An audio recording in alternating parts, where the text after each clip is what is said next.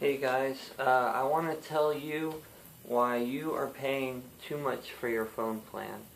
A lot of you guys have Metro PCS, and that's about 50 bucks a month, maybe 30. Um, and that's too much money, and you have to pay for the phone outright. Your new phone could be hundreds of dollars. A phone plan I'd like to recommend, well, I'm going to recommend a phone plan, but there are some downsides I'll get to later. So the phone plan I use and that I like is called TextNow Wireless. You may have heard of the TextNow app, which is a really great app. It lets you text and call people with Wi-Fi. So a few years after TextNow app was around, they started their own service, and they are using Sprint's data network, and that doesn't mean you're always on data. Phone calls may technically be using Sprint's data, but they're not going to put that towards your data limit. They have phones that start as low as $10, and sometimes they're even $5. They have like right now, their specials are the LG Tribute 2 for $15, the LG Tribute Original, $15. I've owned both these phones. They were very good. The LG Volt sucked. Don't get the LG Volt.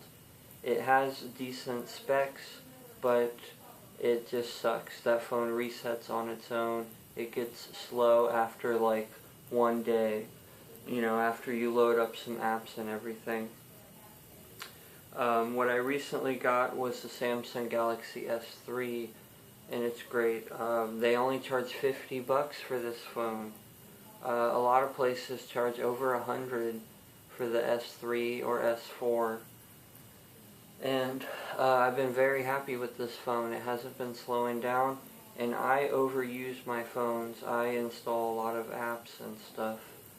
This Galaxy S3 that they offer is refurbished, and it is 16 gigabytes of internal storage and expandable by micro SD. I recommend 32 gigs. I think it can go up to 64 gigs if you really need that space. But yeah, it's great. I mean, I gotta tell you, the monthly prices are insane.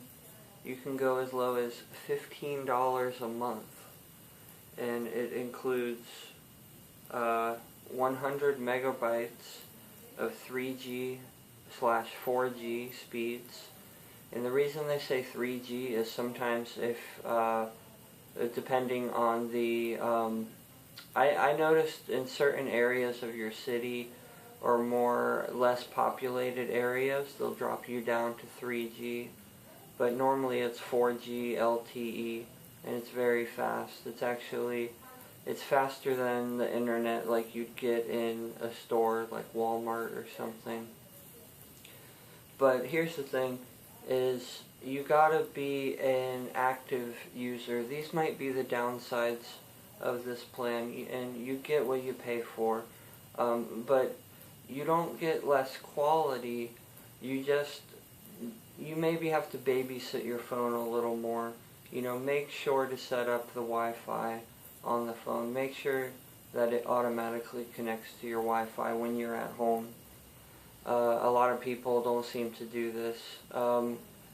You can always go into airplane mode and still turn Wi-Fi on. As long as you're at home, you'll get calls, no problem. There's no difference between like Wi-Fi calling and normal calling when you have a TextNow phone.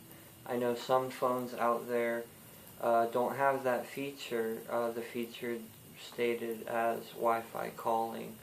It's all the same on this app. Also, what's great is when you have your account, you can log in with anybody else's phone. You can go on somebody's phone on their browser and log in and check your texts.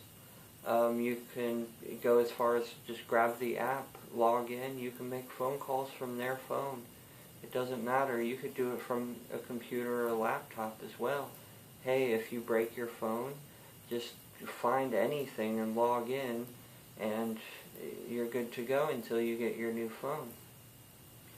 So, the downsides is that, if you want more of the high-speed data, it does start to get pretty expensive, or comparable to Metro PCS.